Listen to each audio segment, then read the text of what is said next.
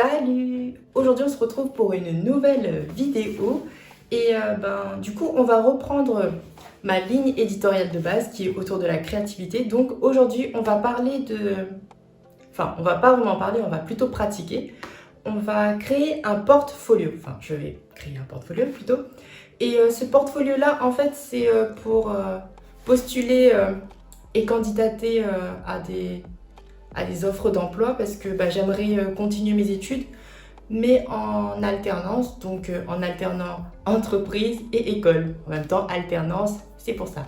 Donc, je te laisse avec la suite de la vidéo pour la réalisation de mon portfolio de A à Z. Il y aura beaucoup de plans comme ça.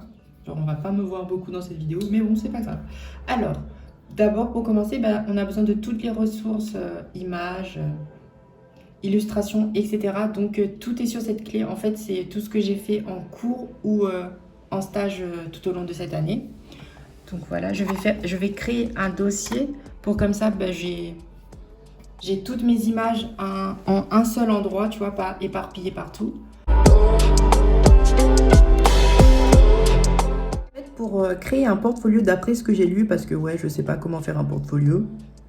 Donc il faut mettre dedans toutes les meilleures réalisations qu'on a faites et dire un peu pourquoi on l'a fait, tu vois. Mais il faut que ça reste personnel parce que faut qu'on ressent que c'est toi qui as fait ce portfolio, pas quelqu'un d'autre.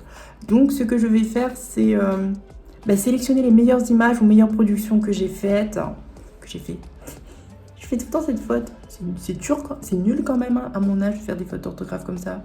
Enfin bref, je vais sélectionner les meilleures productions. Et je vais les mettre dans le dossier et ensuite je vais les mettre dans mon portfolio et je vais mettre une petite phrase ou une petite description. Mais il faut que ça soit court, tu vois. Faut pas qu'il y ait beaucoup de texte, il faut que ça reste visuel. Parce qu'un portfolio, c'est visuel. Donc là, je vais sélectionner et je ne monte pas parce que y a des trucs que ça cite les entreprises, quoi. Voilà, je sais pas s'il faut citer ou pas. Même il y aura des moments où il y aura mon nom de famille et tout. Je vais essayer de pas montrer, mais c'est un peu con parce que je sais qu'il y a une majorité de mes abonnés, des personnes qui me suivent, je préfère, parce que abonnés, ça réduit à un nombre. Enfin bref, ça c'est un autre sujet. Ils savent c'est quoi mon nom de famille, tu vois, donc ça sert à rien que je le cache, mais en même temps, je continue de le cacher. Enfin bref, c'est illogique, mais bon, je suis comme ça. Donc voilà, on va continuer à la réalisation parce que je parle beaucoup là. Voilà. Donc, ce que j'ai fait aussi, c'est que j'ai converti mes fichiers qui étaient en PDF en version JPEG parce que sinon ils ne peuvent pas être transportés. Et ce que je fais, j'utilise Canva pour la réalisation de mon portfolio. Enfin, après, je pense qu'il doit y avoir d'autres outils un peu plus poussés pour la réalisation d'un portfolio, mais là, je dois faire un peu rapidement. Et je veux que ce soit quelque chose de simple, tu vois. Et puis, de toute façon, je pourrais retravailler dessus un peu plus tard. Donc, ce que je fais, c'est que je télécharge les images que je vais utiliser. Donc là, j'ai déjà commencé. Donc, voici la charte graphique que je veux prendre pour mon portfolio. Parce que ça correspond aussi à la charte graphique que j'ai pris pour mon CV et ma lettre de motivation. Donc en fait, je veux que le fond, il soit à peu près comme ça, tu vois. Et mettre tous les éléments ensuite dessus pour garder une certaine cohérence. Mais par contre, je ne sais pas si je mets un petit peu de transparence.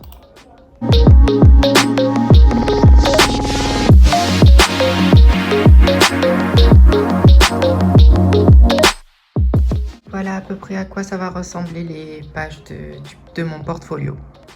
Enfin, après, entre le dessin et la réalité, il y a toujours un écart, mais au moins je sais comment placer les trucs, quoi.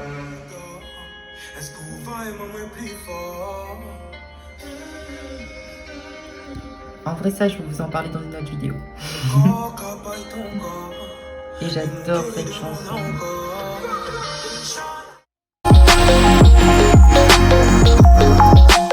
Maintenant, il manque les textes à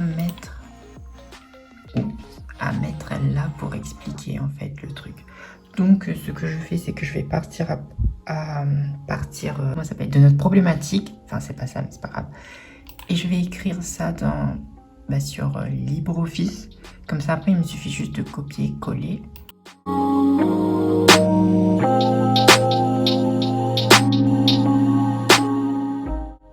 Et voilà le rendu final. Donc, le texte, il est là.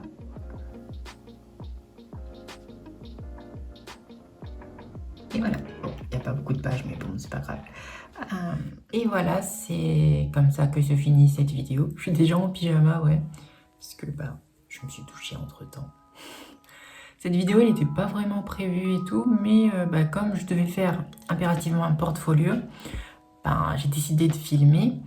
Et il est pas super top mon portfolio, mais je l'aime bien quand même, puisque j'ai travaillé quand même une après-midi dessus. Comme j'avais vraiment besoin, je l'ai fait quoi. Et je pense que je vais retravailler plus tard et peut-être en faire une deuxième vidéo, une deuxième partie. Mais en tout cas, j'aime bien ce petit portfolio-là. Et du coup, tout au long de cette vidéo, j'ai essayé de donner des conseils pour réaliser un portfolio créatif et qui te ressemble, parce que c'est important que, que le portfolio te ressemble, parce qu'il doit quand même te représenter vu que c'est ton portfolio quoi. Donc, je t'invite à t'abonner à la chaîne, à mettre un like, à activer la cloche de notification si tu veux être notifié des prochaines vidéos. Et on se retrouve vendredi prochain pour une nouvelle vidéo qui sera sur, je sais pas encore, parce que cette vidéo elle n'était pas prévue et voilà. Donc peut-être ce sera une vidéo pas prévue ou peut-être que ce sera une vidéo prévue.